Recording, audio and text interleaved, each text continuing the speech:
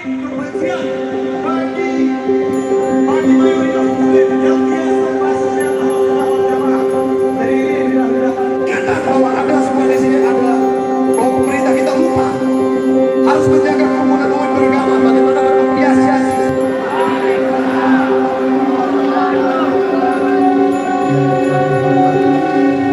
yang sangat kami banggakan.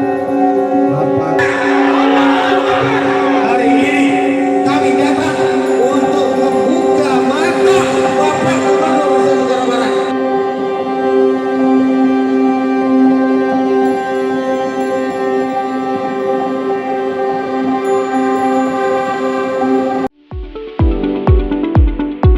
Selamat datang di New Perspective.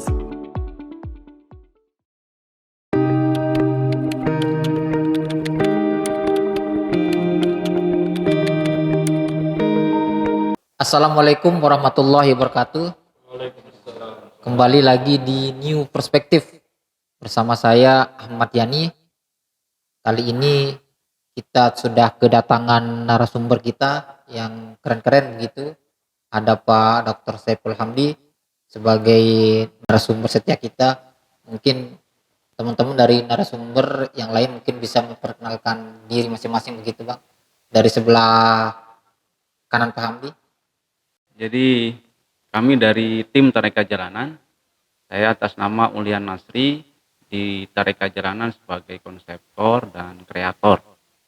Mungkin hanya itu perkenalan. Iya. Sebelahnya Bang. Oh iya. Nama saya Muhsolihin, Musolihin. salah satu Tarekat Jalanan sebagai Direktur Tarekat Jalanan. Direktur Tarekat Jalanan ya. Ya, mungkin itu Sebelahnya. lah. Nama saya Abdul Hayy Numan, Abdul Hayy Numan ya. anggota tim Tarekat Jalanan Iya, sekaligus pecinta ziarah makam. Catkes pecinta sejarah makam. Ya pemirsa, pada kesempatan podcast kali ini kami masih akan berlanjut berdiskusi dan membahas terkait dengan Wahabi. Tapi pada konteks podcast ini kita akan membahas terkait dengan adanya pro kontra wacana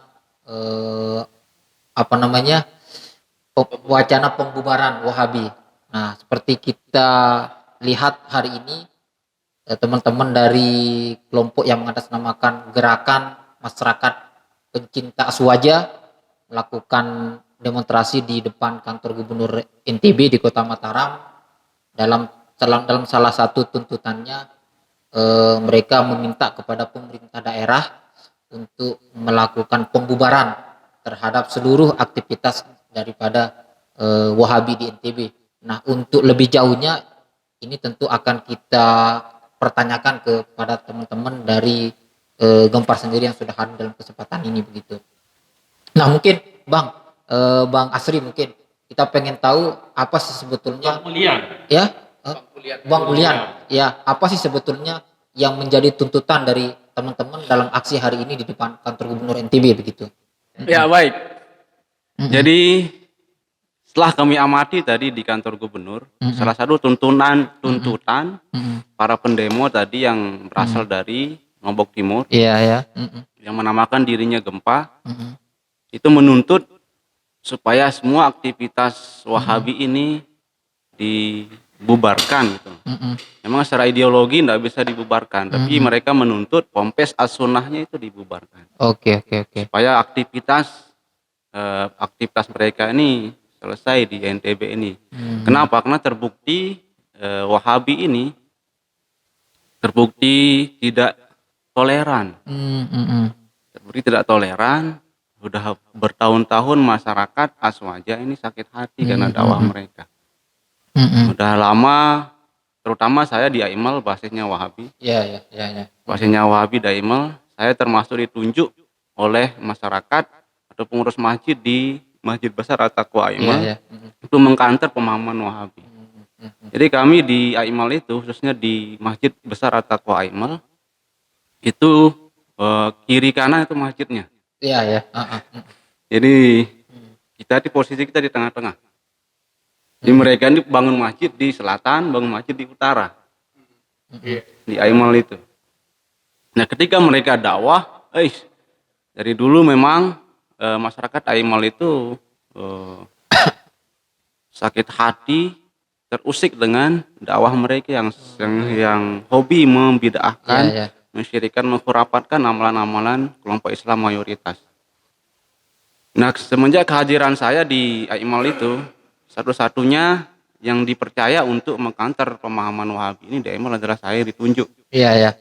Makanya saya di Masjid Besar At-Taqwa Aimal itu ada pengajian khusus, pengajian pemuda Iya, iya. malam Selasa itu untuk membentengi pemahaman Ahlussunnah wal Jamaah para pemuda-pemudi di Aimal itu. Iya. Iya. Saya ke Bang Musaludin. Bang, apakah ini tidak terlalu jauh begitu terkait dengan wacana pembubaran Wahabi ini begitu seluruh aktivitasnya di NTB pasca munculnya kasus makam Tainacong ini begitu, Bang? Iya. Iya. Ya, oke, saya akan jawab ya kemampuan. Ya. Oke, apa yang dikatakan tadi, kalau cara hukum memang betul nggak bisa dibubarkan. Nggak seperti HTI itu punya badan hukum. Kalau ini kan ideologi ini nggak bisa dibubarkan, pemikirannya nggak bisa dibubarkan.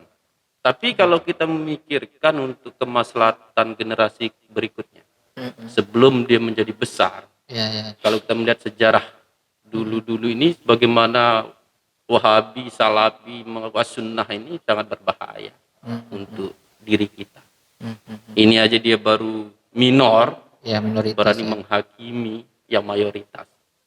Yang saya takutkan, sebelum dia besar, lebih baik dari sekarang pengusiran, nggak apa-apa untuk kemaslahatan. Ini kan kalau kita melihat dulu itu kan pergerakannya ini dari desa-desa. Orang yang pemahaman agamanya masih kurang. Dia memakai simbol-simbol ini kan simbol agama. Hanya terpancing orang-orang. Kalau masalah dana yang kita itu ya kita nggak tahu. Tapi ini sangat berbahaya untuk generasi. Dan juga untuk ustadznya kemarin, Ustadz Mizan itu harus secepatnya diadili. Takutnya nanti hukum masyarakat bertindak juga berbahaya. Kita di negara hukum. Itu makanya penegak hukum dan juga pemerintah harus cepat diadili Ustadz atau saudara Mizan. Ya itu mungkin sementara. Siap. Ya, saya ke Pak Dokter. Pak Dokter, sebagai akademisi yang selama ini kita tahu Abang concern lah dalam riset-riset terkait dengan aktivitas Wahabi di NTB. Sejauh mana Abang melihat wacana pembubaran Wahabi ini, apakah ini terlalu jauh atau memang ini realistis begitu nih, Bang? Iya, terima kasih banyak Mas Yani. Tadi sudah kita dengarkan pendapat dari teman-teman kita dari Gempa, kemudian juga dari Tarekat Jalanan. Saya kira apa yang kemudian kita saksikan hari ini bagian dari ekspresi ekspresi masyarakat kita yang memang sudah lama mengalami tekanan batin begitu ya. Dengan adanya kampanye-kampanye yang membid'ahkan, kemudian mengkafirkan praktik-praktik lokal yang selama ini menjadi tradisi kuat gitu. Karena bagaimanapun kita tahu Sasak ini sangat dekat dengan leluhur ya. Jadi kalau kita lihat potret masyarakat kita, ketika anak-anak kita sakit, orang tua kita sakit gitu, pasti 90% orang Sasak ini pasti ke dukun dulu gitu. Ke dukun, ke syaman lah kalau bahasa antropologinya ya. Mereka minta fatwa di sana kira-kira makam mana yang bisa dikunjungi. Artinya ya oke lah kalau kita melihat di sini ada semacam tugas yang diberikan oleh leluhur ya, terutama pada generasi artinya di leluhur kita untuk membantu orang Sasak diobatin. Jadi sebenarnya ke makam itu bukan saya tidak melihat adanya praktek ibadah ya yang kemudian itu harus dikafirkan begitu, tetapi ini kan sangat luas sekali. Orang bisa saja bertafakur, berhalwat ke sana mencari inspirasi begitu kan. Belum lagi kita bicara mencari pesugihan, mencari kesaktian. Ini kan banyak sekali ruang-ruang sosial di dimensi lain. Ya, ini kan udah kalau kita bicara posmo itu udah lintas rasional ya, transrasional begitu. Tetapi Mas Yani, saya melihat begini bahwa dinamika perdebatan ya di ruang publik tentang eh, praktik sebuah keagamaan ya. Karena ini kan kalau kita bicara kenapa kemudian ini muncul, ini kan persoalan perbedaan penafsiran, Penafsiran, bagaimana mendekati teks itu. Dulu kan sebelum munculnya Muhammad bin Abdul Wahab ini, eh, dulu sekali di abad ke-13 1200-an Ibnu Taimiyah sudah muncul dan kemudian juga mewacanakan tentang pemurnian ya. Jadi menurut beliau bahwa konsep-konsep salaf yang sangat dekat dengan Rasul itu yang kemudian ditonjolkan begitu. Nah, kemudian belakangan dikuatkan lagi oleh Syekh Muhammad bin Abdul Wahab yang didukung secara secara kekuasaan oleh keluarganya Bani Saud yang sekarang menjadi Raja Arab Saudi. ya. Lalu kemudian Wahabi menjadi mazhab negara. Nah, menariknya Mas Yani, kita tahu bahwa penyebaran ideologi Wahabi ini sangat masif ya ketika penemuan minyak yang sangat membuat Arab Saudi kaya begitu, sehingga mereka membantu lembaga-lembaga yayasan-yayasan yang tentunya harus berideologi berkiblat kepada mereka. Tetapi mereka ini nggak punya struktur. Jadi misalkan kalau teman-teman kemudian mau membubarkan Wahabi, ini kan strukturnya nggak jelas. Kalau Ahmadiyah kan ada strukturnya dari pusat ya. Kalau Ahmadiyah. Tetapi kalau Wahabi, anggaplah ini sebagai sebuah aliran pemikiran keislaman ya, sebagai sebuah manhaj begitu ya. Lalu bagaimana kemudian kita membubarkan? Nah, tadi teman-teman dari tim Tarekat Jalanan melihat bahwa yayasannya yang perlu dibubarkan begitu. Berarti kan harus divakumkan ya, harus dibekukan yayasan mereka. Saya kira Mas Yani ini butuh renungan panjang ya. Bagaimanapun kan teman-teman Salafi Wahabi ini juga siapa tahu ketika ada orang mengenal Islam dari mereka begitu. Sama kayak kasus Ahmadiyah, sering saya katakan wali kota London itu Muslim. Dari mana dia tahu Islam? Dari Ahmadiyah yang ada di Inggris. Tetapi kan di sini kita mengkafirkan mereka. Kita ingin seolah mereka harus keluar dari Islam baru bisa masuk surga begitu. Lalu kita tanya, kapasitas Anda apa kemudian mengeluarkan orang dari Islam begitu kan? Kalau dia non Muslim selamat begitu kan? Artinya saya kira butuh critical thinking lah di sini ya, untuk melihat fenomena ini begitu. Kalau misalkan memang teman-teman menghendaki Wahabi ini untuk dibubarkan, saya kira kita perlu duduk bersama ya. Apakah kemudian kalau tadi dikatakan memang sudah lama menekan kelompok mayoritas ya. Lalu kemudian ini sebagai respon yang lama tadi itu ya, masyarakat kita sudah mungkin mulai capek dengan tekanan-tekanan yang ada begitu.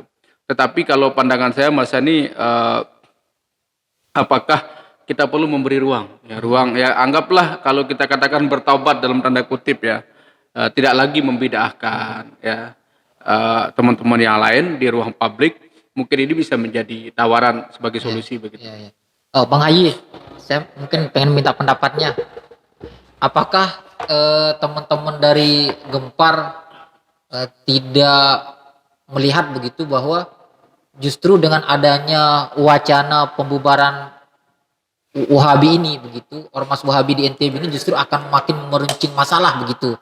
Karena kita tahu sendiri kan Wahabi ini juga tersebar, punya banyak aset, termasuk dia juga punya banyak pengikut.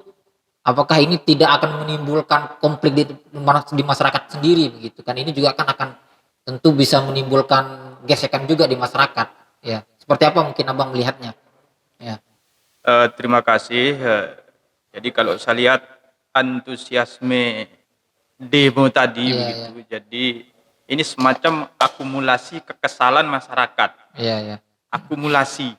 Jadi apa yang disampaikan Pak Dokter tadi, sebenarnya sudah lama masyarakat ini menderita. Kira-kira begitu. Sudah lama masyarakat ini menderita dalam kehidupan bersama Wahabi. Kira-kira begitu. Kan begitu? Iya. Nah, sebagai sebuah keberagaman, sebenarnya kita terima Wahabi ini sebagai sebuah keberagaman yang baru lah, kan begitu. Anggaplah ini identitas baru yang menumpuk, artinya menambah hazanah keberagaman kita bernegara dan berbangsa. Nah, dia menjadi persoalan Wahabi ini menjadi persoalan ketika berhadapan atau hidup. Ada persoalan sebenarnya toleransi lah, Iya, kira-kira toleransi. begitu. Ini yang kira-kira menjadi apa istilahnya ya, semacam apa ya, konflik, Iya, iya. konflik yang kapanpun akan bisa menjadi apa namanya konflik terbuka. Jadi di masyarakat itu kehidupan sehari-hari mereka ini yang berhadapan, artinya yang saling apa namanya, saling saling menjelekkan, kira-kira gitu. Iya, iya. Nah, kami yang misalkan pecinta ziarah makam dikatakan sebagai penyembah kubur dan segala macam lah. Jadi hal-hal seperti ini sebenarnya yang menjadi persoalan. Iya, iya, iya. Nah, seandainya, oke lah, seandainya jalan pembubaran itu tidak bisa, kira-kira begitu. iya, iya. Kan ini sebagai sebuah ideologi betul, tidak bisa dibubarkan. Tapi kan solusi artinya perilaku Wahabi yang selama ini membuat resah, kalau bisa dirubah, kan kira-kira begitu. Kalau bisa dirubah dan kita bisa hidup berdampingan tanpa mencela satu sama lain, saya kira itu solusi yang bagus. Iya, iya, iya. Solusi yang bagus. Tapi kalau misalkan tetap seperti itu terus, ya mau gimana lagi kan? Konflik sudah tidak bisa dihindarkan. Saya rasa ini akumulasi dari kekesalan selama sejak Wahabi datang, kira-kira begitulah. Mungkin itulah pendapat saya. Ya, Bang Musaludin, saya pengen tahu, ini kan pasca setelah demo hari ini di kantor gubernur dengan tuntutan pembubaran Wahabi ini, apa selanjutnya langkah-langkah yang akan dilakukan oleh Gempar begitu, Bang? Ya. Ya, Tadi sempat kami ngobrol sama yang masa di lapangan ya. ya, ya. Bukan terakhir hari ini. Akan berlanjut sampai para Wahabi dan Sunnah ya harus diusir. Ya, ya. Pengusiran ini bukan hanya kita menyakiti dia kalau saya, untuk menyelamatkan dia dengan pemahaman-pemahaman itu satu-satu cara Ya, ya. untuk menyelamatkan saudara kita. Ya, ya, ya. Itu. Soalnya kalau pakai kita berdiskusi nggak bisa masuk. Soalnya doktrinan. Kita kan dulu kan kalau di mahasiswa dulu Ya, ya. ada pergerakan kami mungkin ya. Ya, ya, Kesatuan Aksi Ya. Mahasiswa Indonesia. Nggak bisa. Nggak tahu saya doktrinannya seperti apa. Pemahaman kita keluarkan 10 hadis, dia satu masih lebih kuat dia. Orang Nawat nggak bisa masuk. Ya, ya. Makanya satu-satunya untuk menyelamatkan saudara. Kita saudara. Tapi kalau kita lihat di Lombok Timur sendiri kan mereka punya banyak aset pendidikan, terus punya banyak koperasi, baitul mal. Artinya kan mereka punya kontribusi juga terhadap dunia pendidikan maupun pengembangan kekuatan ekonomi masyarakat. Nah, seperti apa ini, Bang? Ini Kalau yang seandainya lembaga yang itu dibubarkan begitu. untuk masalah peminjam, ada yang kami kemarin ketemu sama ketua Gempa ini kemarin Iya, ya. Semua dikasih modal Ya, ya. tanpa ada bunga Iya, persen pinjaman lunak, ya. tapi dengan satu syarat harus ikut pengajian. Ya, tahu kalau saya. Nah itu kan, Ya. itu kan sangat berat. Ya. Banyak ini kan banyak pendidikan, tapi kan pendidikan yang sangat pendidikan itu bukan bagus semua, Ya. Mas Yani. Tapi yang sangat berbahaya juga pendidikan itu kalau ditanamkan cara seperti ini. Apalagi kami yang pecinta leluhur, Ya, ya. ziarah makam para wali di. Kalau secara radikal kita harus perang, Ya, ya. tapi kan kita nggak mau, kita masih menyayangi dia. Makanya harus pemerintah harus tegas. Oke, kalau untuk cara nggak bisa dibubarkan betul, tapi harus dengan kekerasan ini kita menyelamatkan saudara kita. Ya. Ada konsep Islam itu kekerasan itu menyelamatkan itu ada. Ya, ya. Bukan hanya kita cara apa ya namanya yang sangat apa ya yang lunak ya.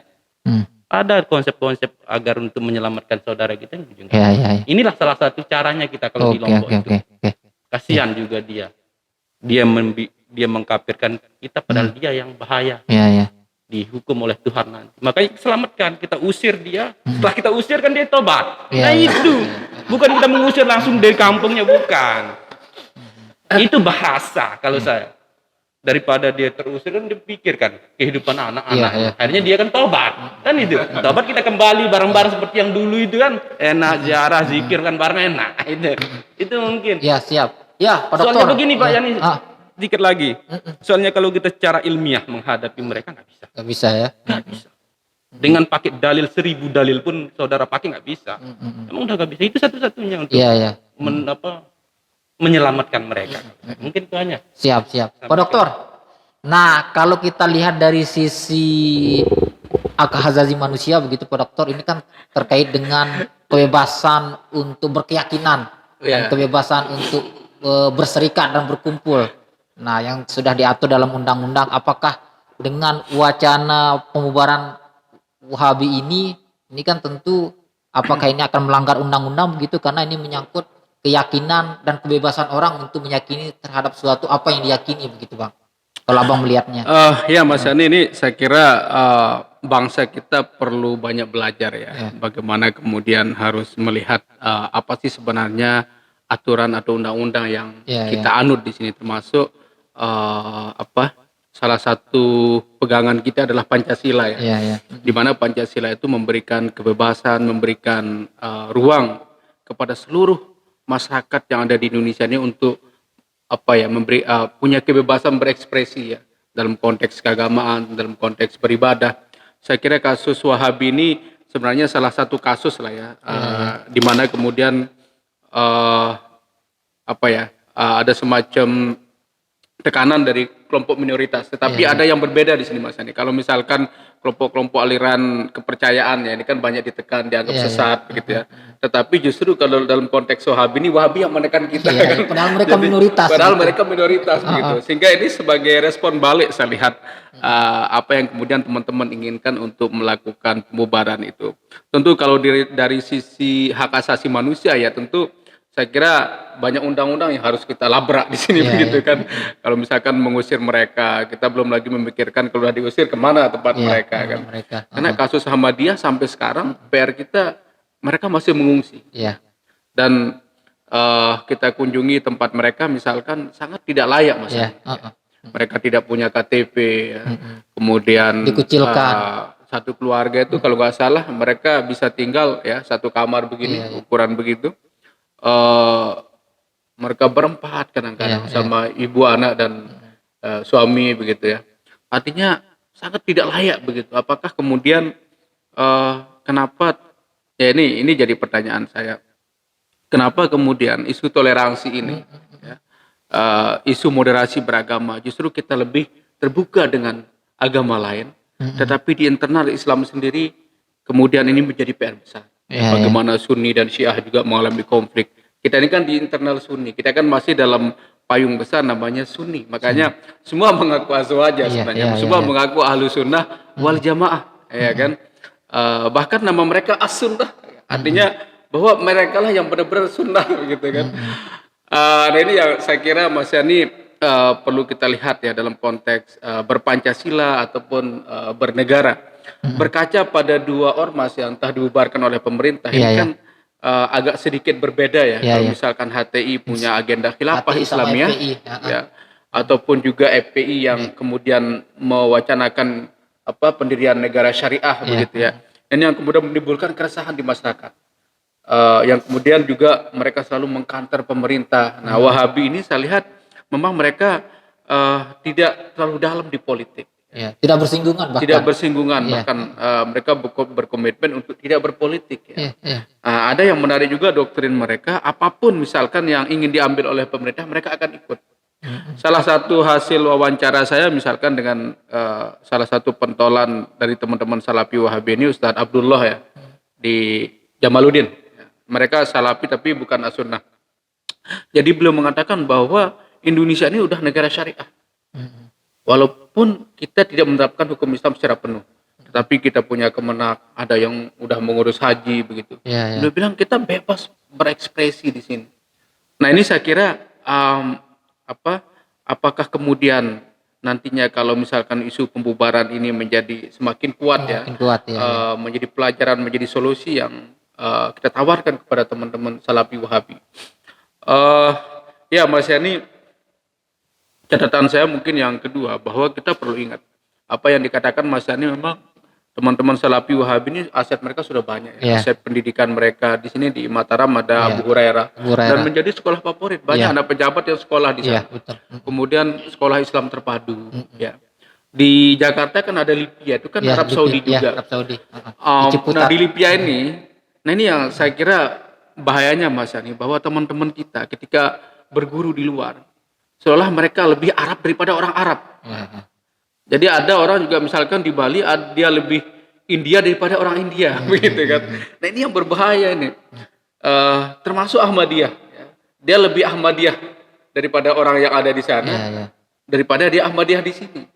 Artinya apa? Bahwa saya melihat persoalan sebenarnya di sini bukan murni persoalan ideologi, perbedaan itu. Semua orang, no one care ya, Anda mau ziarah makam, Anda tidak ziarah makam. Tapi kan jangan kemudian kita menjudge teman kita yang lain, ya.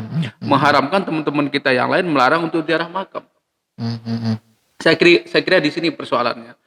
Nah, kenapa saya ingin kritisi ini? Ya, ketika teman-teman kita Wahabi di sini lebih Wahabi daripada di Arab Saudi, ya, Arab Saudi bergaul dengan Amerika, bergaul dengan Eropa. Jadi sistem pendidikan di Arab Saudi sangat modern. Jangan dikira. Nah, tetapi kita kan hanya mengambil unsur-unsur yang fanatisme saja yang kita tanamkan di sini begitu loh. Ini yang kemudian menjadi kritik saya buat teman-teman Wahabi. Jangan kemudian Anda lebih Wahabi daripada Wahabi yang sebenarnya di sana begitu kan. Nah, apa yang terjadi kemudian ya, karena mereka membangun subculture Wahabi yang ada di Lombok misalkan ya, termasuk membangun masjid. Iya, iya. Kalau pandangan saya sih sudah benar ya. Kalau misalkan seringkali saya katakan, seandainya kita satu masjid dengan Salafi Wahabi, kita akan ribut. Iya, iya. Kasus yang sering saya contohkan di Carleco ya, Ya, Carleco. itu kan beliau bukan Salafi tapi agak mirip lah praktik syariahnya begitu, praktik fikihnya. Jadi ada yang azan satu kali, ada yang azan Dan dua dua kali. kali. Iya.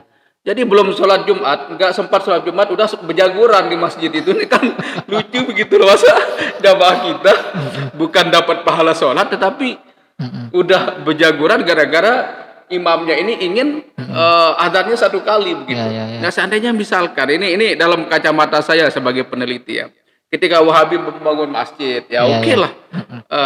Saya kira ini solusi juga begitu, bukan kemudian menjadi problem. Cuman kan sayangnya teman-teman Wahabi ini selalu memasang toa mereka ya, Iya. dengan suara yang sangat besar membid'ahkan begitu. Ini yang saya kira menjadi problem. Tapi kalau menurut saya ketika mereka bangun masjid, malah itu menjadi solusi. Karena nggak mungkin perbedaan ini kemudian diakomodir dalam satu praktek. Iya. Beda dengan Muhammadiyah. Muhammadiyah kan udah agak toleran ya. Iya. Dulu juga bagaimana kemudian konflik NU Muhammadiyah sangat keras ya, baik di level wacana walaupun dan di level praktik. Bahkan nggak boleh mereka, ya bukan tidak boleh ya, tetapi jarang sekali orang Muhammadiyah nikah sama orang NU kan. Nah sekarang udah mulai melebur, Muhammadiyah lebih banyak bicara budaya ya, termasuk kasus PKS. PKS dulu sangat keras ya, membawa ideologi pemurnian ini, sekarang mereka udah terbuka. Dulu Maulid dilarang, sekarang banyak sekali teman-teman PKS sudah ikut Maulid begitu. Nah artinya apa? Bahwa saya kira negosiasi kultural ini perlu edukasi juga. edukasi, ya. Jangan kemudian teman-teman Wahabi selalu membenarkan diri dan menyalahkan teman-teman yang lain. Iya. Bang Uli, mungkin abang yang ada di masyarakat lah yang bersentuhan juga dengan teman-teman Wahabi lah, begitu mewakili teman-teman Aswaja. Pasca munculnya kasus Teina Chong ini, apakah sudah ada komunikasi dari teman-teman Wahabi begitu ke teman-teman Aswaja begitu? Iya. Ya, baik. Ya, jadi memang Wahabi ini kan isu global. Iya. Isu dari dulu Wahabi ini. Bahkan Maulana saya sendiri mengajarkan kitab Syekh Zaini Dahlan dulu di Pancon.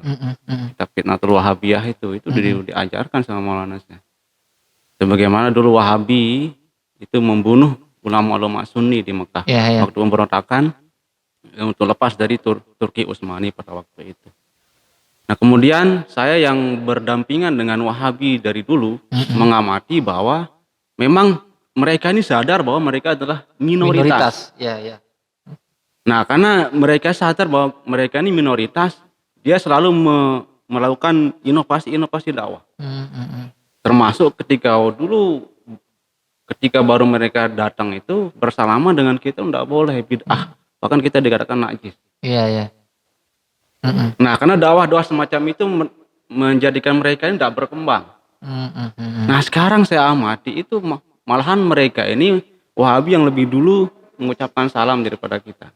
Kalau yang sekarang Kalau gitu. yang sekarang. Iya, iya, iya. Artinya mereka merubah pendekatan begitu. Karena memang dari mereka sadar minoritas nggak berkembang cara dakwah seperti Iya, itu. iya.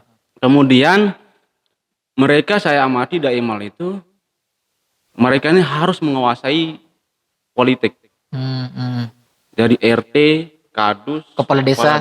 Iya, iya. sampai harus masuk ke birokrasi pemerintahan. Iya. Karena saya tahu beberapa tokoh Wahabi kemarin nyalon kepala desa di Aimal kan. Iya, Iya, 2 periode Wahabi jadi kepala desa Iya, di Aimal itu. Iya, iya. 2 periode.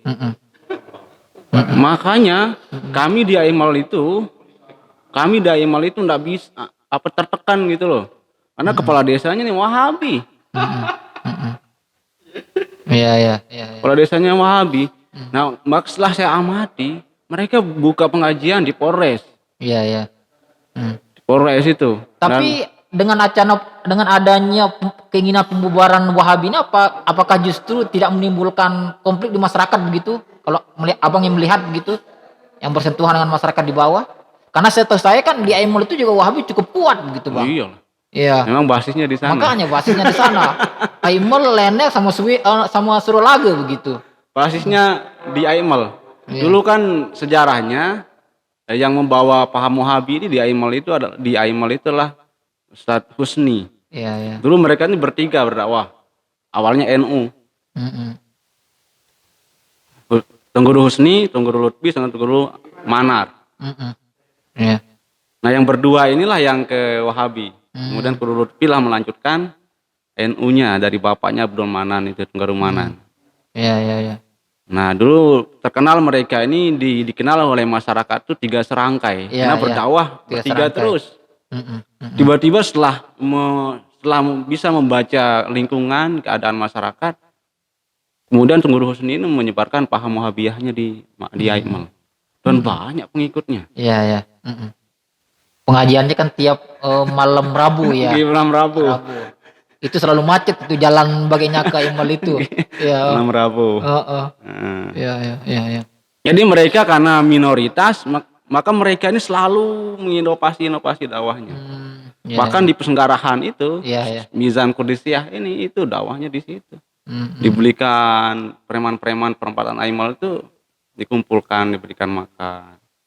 Itu loh cara dakwahnya. Memang saya akui loh cara dakwahnya Mizan ini bagus. Dan setelah saya amati juga, ini yang selalu saya menjadi pemikiran saya dari dulu. Kenapa orang yang masuk Wahabi itu sulit keluar? Iya, iya, oh gitu ya. Sulit keluarnya itu. Masuk Wahabi sulit keluar. Siap. Iya, iya. Nah, ini saya berpikir, akhirnya setelah saya berpikir, saya bertemu dengan salah hadis di Sahih Bukhari itu, diibaratkan seperti panah. Kalau sudah keluar panah itu udah nancep, udah bisa balik lagi. Siap.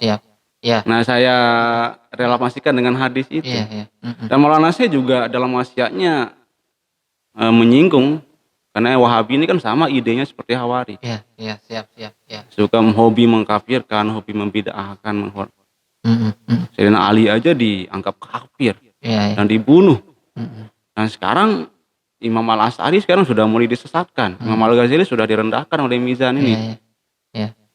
Kalau seandainya mereka mayoritas, kita dibunuh. Betul apa yang dikatakan Pak Solihin. Iya. Siap. Ya, Bang. Saya ke Bang Musaidin. Pertanyaan terakhir mungkin, Bang. Iya.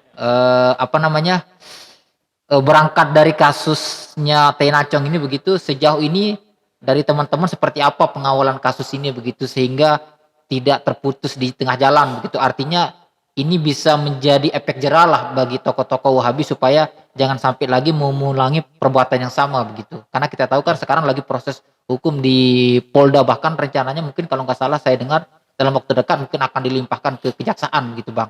Iya. Untuk persidangan seperti apa mungkin Kita nggak pernah teman-teman mengawal kasus ini begitu Bang? kalau mengawal secara khusus tidak. Iya ya. Tapi yang kita dapat informasi Iya. dari ketua gempa, Iya, ya. sekali lagi ketua gempa Ustadz Asdar namanya, dan juga komunikasi sama intelijen juga ya, emang udah naik kasusnya Iya, sebagai tersangka. Tapi Pak Ustadz Mizan ini masih bebas, nggak ditahan. Itu informasi. Iya ya. Yaitu mungkin kalau secara anunya ya harus, kalau melihat ente Lombok khususnya, kalau aman harus cepat diadili lah. Iya ya. Ya, dan juga untuk masalah ini yang saya mungkin nggak begitu berpikir, kalau saya nggak seperti Pak Dokter itu. Iya ya. Kalau saya yang anehnya ini, Wahabi ini mengaku Islam. Kok saya curiga kalau saya pribadi. Jangan-jangan kecurigaan saya itu begini. Orang Wahabi itu nggak boleh sholat di masjid berbeda sama dia. Rumahnya di depan masjid, di depan masjid Mas Bagi itu masjid besar itu tahu. Rumahnya di depan. Nggak mau dia sholat, muter dia nyari masjid. Soalnya dianggap masjid najis. Itu berbahaya, jangan-jangan ini bukan Islam, makanya kita menyelamatkan dia. Itu satu-satunya, itu berbahaya untuk generasi kalau saya. Saya nggak terlalu berpikir kita ini negara hukum ya, oke negara hukum. Tapi kadang-kadang untuk menyelamatkan ke bangsa itu harus seperti itu, harus memakai tindakan itu Pak. Walaupun saya di bagian hukum juga, kalau cara nggak bisa. Tapi ketika masyarakat mengamuk, maka negara akan hadir untuk membantu. Itu aja. Nggak usah kita berpikir panjang untuk kita kasihan ini masalah pemikiran. Kita bebaskan pemikiran, tapi untuk mudaratnya lebih besar, lebih baik kita. Gitu aja. Oke, siap. Mungkin itu hanya Mas Yani, terima kasih. Siap. Mungkin pernyataan terakhir dari Bang Hayi, mungkin apa yang mau disampaikan Bang? Ya, terima kasih. Jadi Iya. ya kalau bagi saya pribadi sebagai apa namanya ya, aliran baru lah, kan lebih dulu kita begitu kan ya. Iya. Jadi ya kita baik-baik lah hidup bareng-bareng kayak gitu. Iya. Kalau memang tidak ingin saling terganggu kan Iya. gitu. Jadi persoalan paling besar itu kan di samping kehidupan bermasyarakat yang terganggu. Jadi ada juga semacam pembiaran lah dari pemerintah ini. Jadi tidak ada ketegasan gitu dari pemerintah.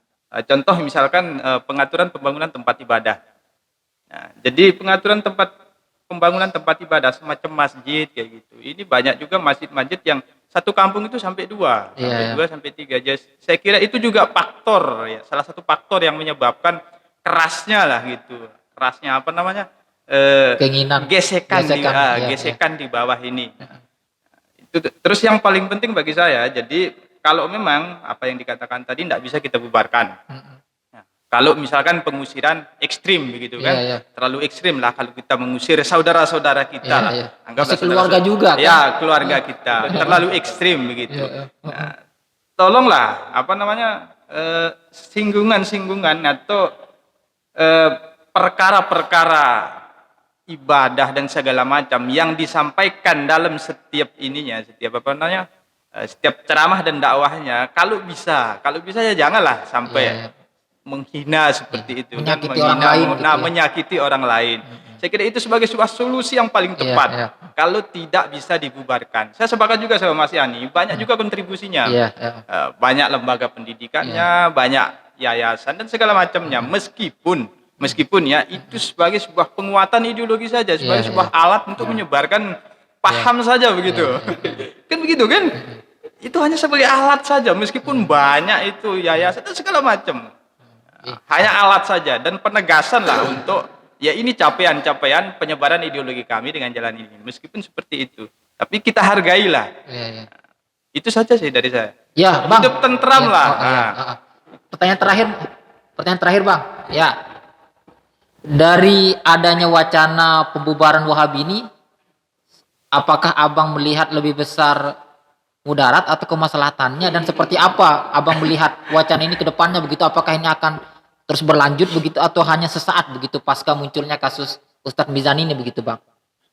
Ya Mas Yani, saya kira apa yang dikatakan dan dituntut oleh teman-teman tadi bagian dari ekspresi Iya, iya. ekspresi kekecewaan terhadap tirani ya, minoritas terhadap mayoritas. Minoritas, Ini ya. sangat terbalik memang ya.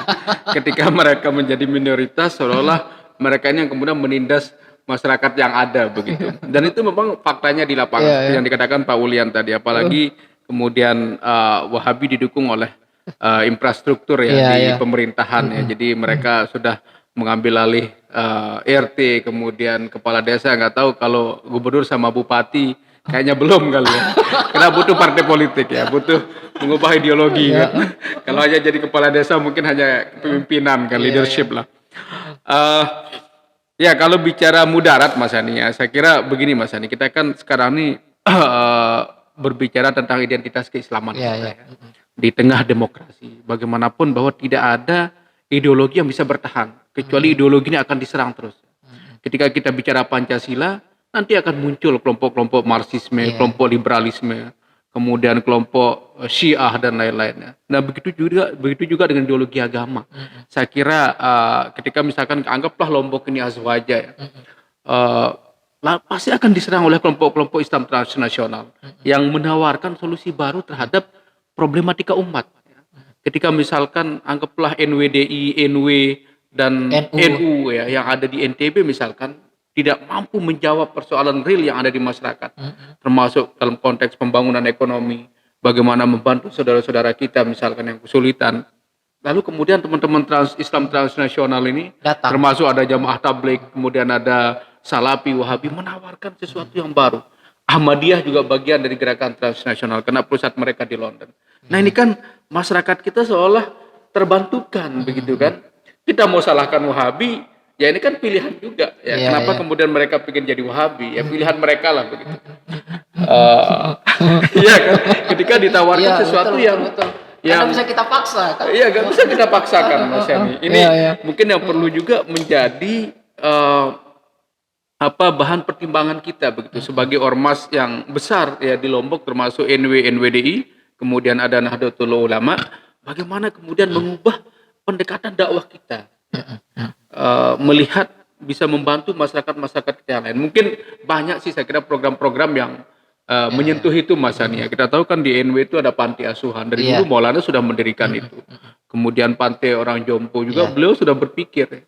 Cuman kan kita terlalu banyak masyarakat kita yang punya masalah itu begitu. Iya, iya. Sehingga nggak kelihatan. Jadi kalau kita katakan NW nggak punya program ya salah juga.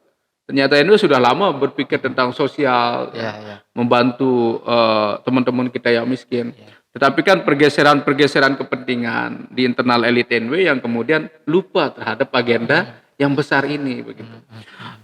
Nah, Mas Yani kita bicara tadi ya tentang solusi pembubaran. Apakah memang layak nggak Wahabi ini kita bubarkan atau tidak? Secara keorganisasian tentu ini akan mengorbankan banyak hal. Iya, iya. Seandainya mereka misalkan kita usir ya, walaupun tadi sudah dijelaskan oleh Mas Solihin, seandainya misalkan ada kecenderungan, ada kekhawatiran minoritas saja sudah bertingkah seperti Iya, ini. iya. Begitu. Apalagi jadi Bagaimana mayoritas. kemudian kalau mereka menjadi mayoritas? Bisa saja kita dibunuh. Ya. Kasus konflik antara Jamaah Tabligh ya di Gambia ini di Afrika dengan teman-teman Salafi ini juga terjadi. Ya. Kita sebenarnya kasus perang Padri. Ya. Ketika Imam Bonjol dan kawan-kawan membawa paham Salafi Wahabi ini melawan kelompok-kelompok adat. Ini kan hampir 30 tahun kita berperang Mas Yani. Hanya membela pemahaman kita begitu loh. Tetapi kan inilah kritik saya teman-teman Salafi Wahabi. Beragama itu tidak cukup hanya membaca teks. Apalagi teks itu secara harfiah. Secara harfiah ketika dia baca teks ini, yadullah misalkan tangan Tuhan. Di pikiran mereka tangan Tuhan ini ada ayatnya iya, tapi kan apa iya Tuhan punya tangan kan? Kan nggak bisa kita gambarkan laisa kamitslihi syai'un itu kan. Nah begitu juga dengan hadis-hadis yang lain ini kan perlu ditafsirkan Mas Yani. Harus dikontekstualisasikan terus. Tidak bisa kemudian kita membaca ayat lalu kita anggap ini dari Tuhan, ini kemudian atau hadis ini dari Tuhan gitu. Ya inspirasinya mungkin iya, tetapi jangan lupa bahwa hadis ataupun ayat itu muncul juga berasal dari grounded ini. Bagaimana misalkan kasus konflik yang muncul istilah bulan haram, Ya. kasus apa ada hukuman-hukuman dalam fikih kita misalkan itu kan kena apa yang terjadi di masyarakat kita. Nah ini yang kemudian teman-teman Salafi Wahabi lupa begitu. Ya. Kenapa kemudian mereka tidak melihat dunia yang lebih luas? Mereka kan terpenjarakan dalam ayat dan dalam hadis yang ada di kepala mereka kan begitu. Nah, karena hadis ini butuh pengasahan juga. Enggak cukup kita hanya membaca kemudian membaca perawinya. Perlu kita lihat misalkan kalau sudah kita taruh di masyarakat ini berfungsi apa enggak begitu. Ketika misalkan ada ayat barang siapa yang tidak menjalankan hukum Allah maka dia akan masuk neraka misalkan. Tetapi kan Indonesia anggaplah kita negara demokrasi. Banyak keragaman agama dan budaya di sini. Apa enggak salah kalau misalkan kita baca ayat ini lalu kemudian kita habisi teman-teman kita seperti yang terjadi di Suriah ya oleh ISIS misalkan, terjadi di Afghanistan ketika mereka ada yang berseberangan pemahaman. Nah ini saya kira pelajaran penting Mas Adi buat teman-teman Salafi Wahabi. Jangan kemudian saya berpikir begini, seandainya Salafi Wahabi ini meninggalkan dakwah-dakwah yang berbau bid'ah kemudian kesyirikan, mungkin mereka sama dengan kita. Nah catatan terakhir saya ini juga apa yang saya katakan tadi Mas Solhin sama Mas Hai, bahwa mereka tidak mau sholat Jumat tidak mau sholat di masjid yang ada. Nah ini Mas Yani yang ingin saya katakan bahwa kecenderungan kita berorganisasi beraliran, padahal kan aliran ini tujuannya kan ingin mengembangkan Islam. Apa yang terjadi bahwa fanatisme kelompok yang kemudian dikuatkan tapi lupa dengan saudara-saudara kita gitu. Tujuan Islam itu kan membangun persaudaraan salah satunya. Membangun persaudaraan, kalau ada konflik kita perlu mengislahkan mereka. Tapi lupa dengan tujuan berislam itu. Justru terjebak dalam fanatisme berorganisasi itu ya, kasus Ahmadiyah lah. Ya, kalau Ahmadiyah bisa bergaul dengan masyarakat lokal, siapa yang kemudian mau mengganggu mereka? Tapi kan ini orang Ahmadiyah nggak boleh nikah sama teman-teman yang lain. Masjid mereka nggak boleh dipakai. Saya kira banyaklah kasus LDII ini, nggak hanya Salafi Wahabi ya. Ada kemudian mungkin kelompok-kelompok Islam yang lain yang tidak mau kemudian seolah yang lain ini kotor begitu. Nah ini saya kira kesalahan kita dalam beragama yang kemudian melahirkan konflik. Jadi tawaran saya Mas Yani, saya sengaja pakai baju adat ini supaya kita kembali ke budaya kita. Islam boleh, tetapi Islam yang sangat terbuka dengan budaya lokal.